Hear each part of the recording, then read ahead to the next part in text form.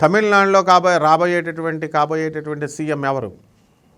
మనం తమిళనాడు యొక్క గవర్నమెంట్ని మనం కనుక చూసుకుంటే ప్రజల యొక్క నాడి మీరు ఎంత బాగా చూసుకున్నా సరే, ఎంత బాగా చేసినా కరుణానిధికి 5 సంవత్సరాలు ఇస్తారు. ఆ తర్వాత మళ్ళీ ఆయన దింపేస్తారు. జయలలితకి ఇచ్చేవారు. ఆమె ఎంత బాగా చేసినప్పటికీ కూడా ఆమెకు కూడా 5 ఇయర్సే. మేము ఐటీ మెడ్రాస్లో మేము చేసినప్పుడు చీఫ్ గెస్ట్ కింద మాకు అస్తమాను మా జయలలిత మేడం వచ్చేది. మేము కూడా పార్టీ మీటింగ్స్కి వెళ్ళేవాళ్ళం. అలాగే పాయిస్ గార్డెన్కి మేము తీసుకెళ్లారు మా స్టూడెంట్స్ని. ఎందుకనంటే బుక్స్ అన్నీ ఇచ్చేవారు చదవమని చెప్పి. చాలా మా గురువు ఆమె ఒక విధంగా. అలాగే ఆమె బెంగళూరులో చదివిన స్కూలుకు కూడా తీసుకెళ్ళి చూపించి ఒక గొప్ప రాజకీయ పరిణతి ఉన్నటువంటి గొప్ప మహా వ్యక్తిగా కేవలం ఒకే ఒక్క ఓటుతో వాజ్పేయి ప్రభుత్వాన్ని కూల్చేశారు. అంత స్టబర్న్ క్యాండిడేట్ ఆమె. అలాగే తనని ఇన్సల్ట్ చేస్తే పంచ కూడా పీకిచ్చి కరుణానిధిని మొత్తం అసెంబ్లీ నుంచి మొత్తం పోలీసుల చేత అరెస్ట్ చేయించి అంత కక్ష ధోరణి కూడా ఉంటుంది. ఆ విధంగా మనకి స్టాలిన్ ఇప్పుడు ఎంత బాగా చేస్తున్నప్పటికీ కూడా ఆయన హిందూ మతానికి వ్యతిరేకంగా ఆయన అనేకమైనటువంటి స్టేట్మెంట్స్ చేయడము, అలాగే ఆయన కొడుకు చేయడము, వివాదాల్లోకి రావడం, ఇవన్నీ కామన్ ఇవన్నీ కూడా. కానీ విజయ్ తలపతి వచ్చినప్పుడు పార్టీ పెట్టినప్పుడు ఎట్టి పరిస్థితుల్లో రావు అంటూ అతన్ని అవమానించడం ఇలా చేశారు. అతన్ని కేవలం కుట్రతో అతన్ని కంట్రోల్ చేయాలని చెప్పేసి ఆ యొక్క విజయ్ తలపతి ఆయన లైఫ్లో మనం చూసుకున్నప్పుడు 27 అనేటటువంటి నెంబర్ చాలా ప్రాముఖ్యత సంతరించుకుంది. ఎలా అంటే ఆ రోజు సినిమా ఆ పబ్లిక్ మీటింగ్లో పెట్టింది తారీఖు 27వ తారీఖు, మార్చి 27 అట్లా అనమాట. కాన్సిక్వెంట్గా తర్వాత ఒక నెల తర్వాత అందులో చచ్చిపోవడం కొంతమంది, వాళ్ళని పలకరించడానికి వెళ్ళింది ఏప్రిల్ 27 ఒక నెల తర్వాత, అలా అనమాట వరుసగా. ఆ తర్వాత ఆయన పార్టీలోకి ప్రముఖులు రావడము 27th నెక్స్ట్ మంత్. ఆ విధంగా ఆయన ఏ నిర్ణయాలు తీసుకున్నా లాస్ట్గా ఆయన కాపురం కూడా చేసింది 27 సంవత్సరాల తర్వాత. ఆయన భార్య అయినటువంటి సంగీత మరి విడాకుల కోసం అప్లై చేయడం, ఆ తర్వాత మళ్ళా కోర్టు హియరింగ్ కూడా 27వ తేదీ పడ్డం.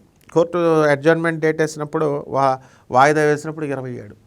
ఈ విధంగా 27వ తేదీనే ఆయన కోర్టుకి భార్య వేసిన విడాకుల కోర్టుకి ఆయన హాజరవడం. ఈ రకంగా కనుక మనం చూసుకున్నప్పుడు 27 అనేటటువంటి సంఖ్య విజయ్ తలపతి విషయంలో జరుగుతోంది. కాబట్టి ఆయనకి కుజుడు యొక్క గ్రహం చాలా బాగుంది.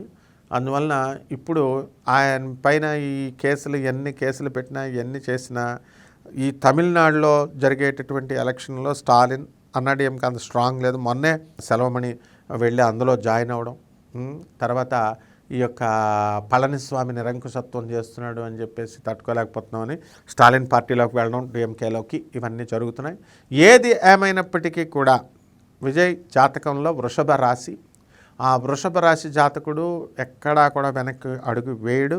అందువలన ఎన్ని సమస్యలు వచ్చినా ఎన్ని కోర్టుల్లో ఉన్నా సరే, ఇప్పుడు ప్రతి సీఎం కూడా ఇంచుమించుగా ప్రతి సీఎంకి 52 కేసులు ఇప్పుడు రఫ్గా ఉంటాయి ఇంచుమించుగా. ఎవరిని చూసుకున్నా కూడా కొన్ని కేసులు అనేటటువంటి కామన్ ఇవన్నీ రాజకీయాల్లో.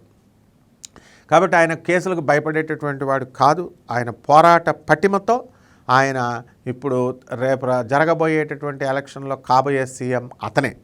త్రిషాతో ఆయనకి సంబంధాలు ఉన్నాయని, ఇలా ఎన్ని చేసినా ఆయన రాజకీయాలన్నీ కూడా అవన్నీ కూడా కామన్గా తీసుకుంటారు వీళ్ళు.